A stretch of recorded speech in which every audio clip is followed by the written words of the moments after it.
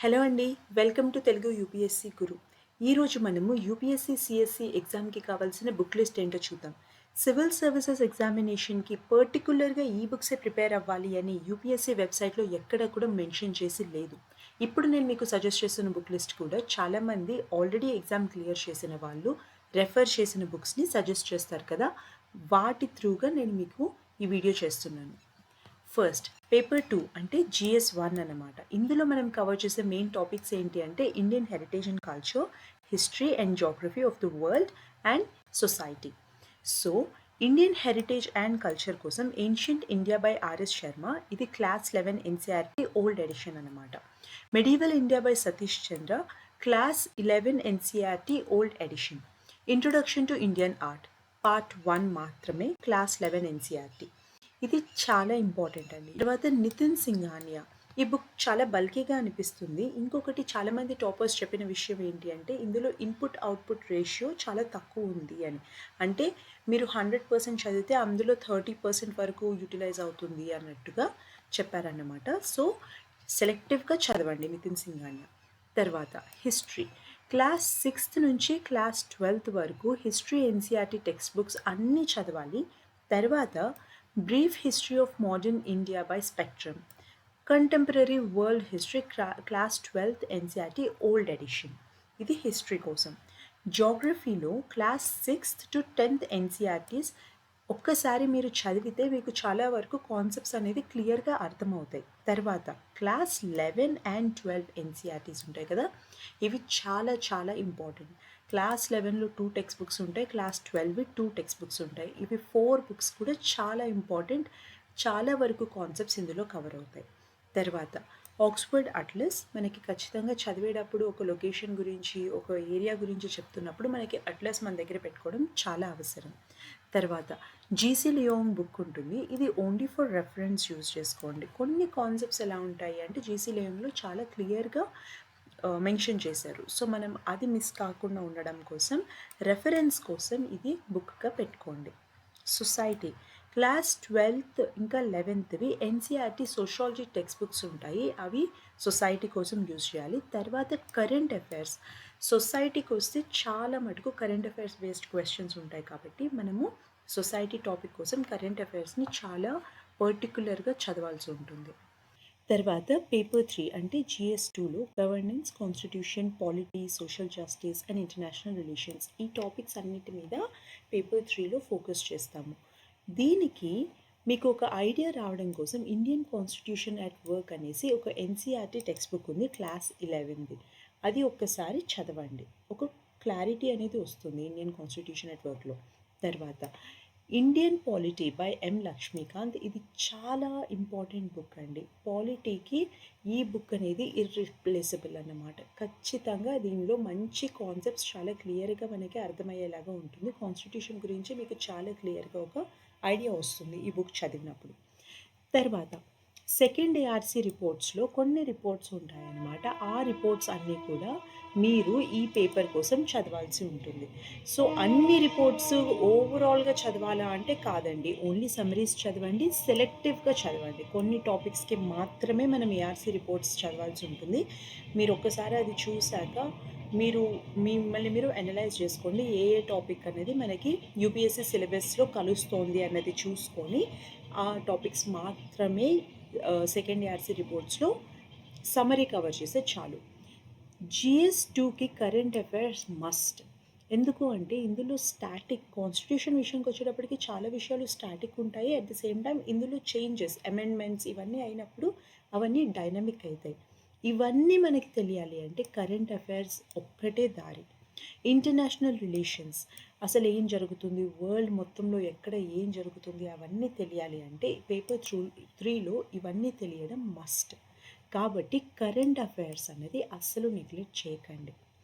తర్వాత కొన్ని టాపిక్స్ ఉంటాయి, వాటి గురించి మనము మళ్ళీ బ్యాక్గ్రౌండ్ చెక్ చేసుకోవాల్సి ఉంటుందన్నమాట. దాన్ని ఓవరాల్గా మీరు బ్యాక్గ్రౌండ్ చెక్ చేసుకొని దాని మీద ఒక మంచి నోట్స్ ప్రిపేర్ చేసుకొని పెట్టుకోవాలి. దానికోసం ఆన్లైన్లో మీరు రెఫర్ చేయాల్సి ఉంటుంది. టాపిక్స్ ఎలాంటివి ఉండొచ్చు అంటే కాన్స్టిట్యూషన్లో ఒక అమెండ్మెంట్ జరిగింది, ఇది ఎప్పుడు స్టార్ట్ అయింది, రీజన్ ఏంటి, ఇవన్నీ మనకి స్టాటిక్ బుక్స్లో మెన్షన్ చెయ్యరు. కాబట్టి ఇప్పుడు కొత్తగా ఏదైనా అమెండ్మెంట్ అవుతుంది అంటే అసలు దీని బ్యాక్గ్రౌండ్ ఏంటి, రీజన్స్ ఏంటి, ఎలాంటి డెవలప్మెంట్స్ వచ్చాయి దీనివల్ల, ప్రోస్ ఏంటి, కాన్స్ ఏంటి, ఇలా వేరియస్ ఇన్ఫర్మేషన్ అంతా కూడా కరెంట్ అఫైర్స్లో ఇంకా ఆన్లైన్లో మాత్రమే దొరుకుతుంది. కాబట్టి కరెంట్ అఫైర్స్ అనేది ఖచ్చితంగా ఎవ్రీ సింగిల్ డే పేపర్ చదవండి. వన్స్ ఇన్ అ వైల్ చదవలేకపోతున్నాము, ఒక రోజు 2 రోజులు మిస్ అయింది అంటే పర్లేదండి. కానీ కరెంట్ అఫైర్స్ అనేది నెగ్లెక్ట్ చేయకండి. ఎవ్రీ డే అట్లీస్ట్ ఒక 1 అవర్ కరెంట్ అఫైర్స్కి డెడికేట్ చేయండి బిగినింగ్లో. అయితే కరెంట్ అఫైర్స్లో మనకి ది హిందూ పేపరా, ఇండియన్ ఎక్స్‌ప్రెస్ పేపరా, ఇలా మీకు కన్‌ఫ్యూషన్ ఉంటుంది. మీకు ఏ లాంగ్వేజ్ ఈజీగా అనిపిస్తుంది? కొంతమందికి ది హిందూ బాగా ఈజీగా అనిపిస్తుంది చదవడానికి. కొంతమందికి ఇండియన్ ఎక్స్‌ప్రెస్ చాలా బెటర్‌గా అనిపిస్తుంది. మీరు చూజ్ చేసుకోండి. ఎవరో ఒకళ్ళు చెప్పారు కదా అనేసి అదే పేపర్ పట్టుకోకండి. మీకు ఏది కంఫర్టబుల్ ఉంది అన్నది మీరు డిసైడ్ అయ్యి ఆ పేపర్‌ని ఎవ్రీ డే చదవండి. అయితే ఎడిటోరియల్స్ అనేసి వస్తాయి. ఇవి చాలా ఇంపార్టెంట్ అనమాట. కరెంట్ డెవలప్మెంట్స్‌లో ఎడిటోరియల్‌లో చాలా విషయాలు ఇస్తూ ఉంటారు. దానివల్ల మన థింకింగ్ ప్రాసెస్ అనేది ఇంకా బెటర్‌గా ఇంప్రూవ్ అవుతూ ఉంటుందన్నమాట. మీకు మల్టిపుల్ పీపుల్‌ది పర్స్పెక్టివ్ అనేది ఆ పేపర్ చదవడం వల్ల మీకు కూడా అర్థమవుతుంది. సో, దానివల్ల కరెంట్ అఫైర్స్ ఈ పేపర్‌కి చాలా ఇంపార్టెంట్. పేపర్ 4 అంటే GS3 ఇందులో technology, economic development, biodiversity, environment, security, disaster management ఇవన్నీ ఇందులో మెయిన్ కాన్సెప్ట్స్ అన్నమాట.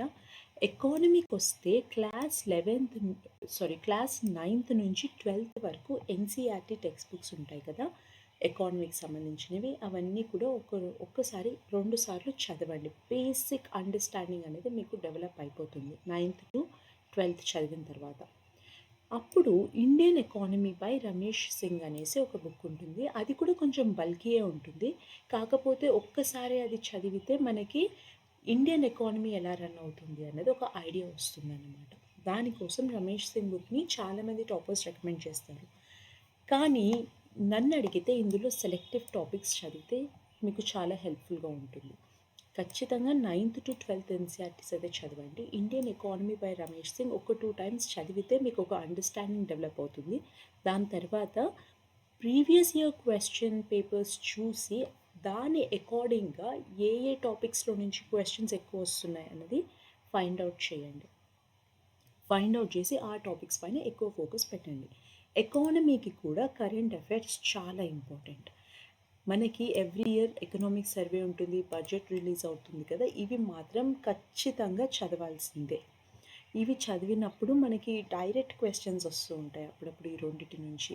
Key features of budget, budget at glance ఏంటి అంటే బడ్జెట్ మొత్తం చదవాలి అని లేదు, ఓన్లీ సమ్మరీ చదివితే సరిపోతుంది.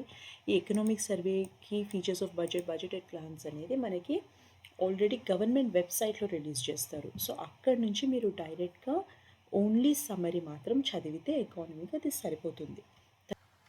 తర్వాత ఎన్వైర్న్మెంట్ కోసం బయాలజీలో క్లాస్ 12th ఎన్సీఆర్టీ ఉంటుంది. అందులో లాస్ట్ టాపిక్స్ మాత్రమే చదివితే మీకు ఇందులో ఎన్వైర్న్మెంట్ బేసిక్ కాన్సెప్ట్స్ గురించి ఒక అండర్స్టాండింగ్ అనేది డెవలప్ అవుతుంది.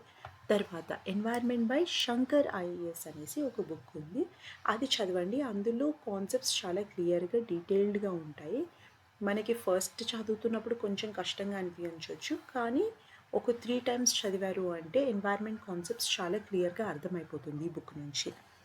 Security and disaster management, crisis management summary అనేసి ఇదే సెకండ్ ఏఆర్సీ రిపోర్ట్ ఉంటుంది, అది సమ్మరీ ఖచ్చితంగా చదవండి దాన్ని. తర్వాత పేపర్ 5 ఇక్కడ జనరల్ స్టడీస్ 4లో ఎథిక్స్, ఇంటిగ్రిటీ అండ్ యాప్టిట్యూడ్ మన సిలబస్లో.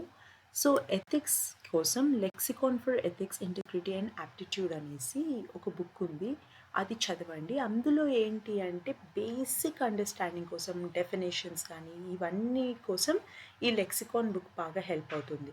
తర్వాత ఎథిక్స్ ఇన్ గవర్నెన్స్ అని సెకండ్ ఏఆర్సీ రిపోర్ట్ ఉంది, అది కూడా ఒకసారి చదవండి.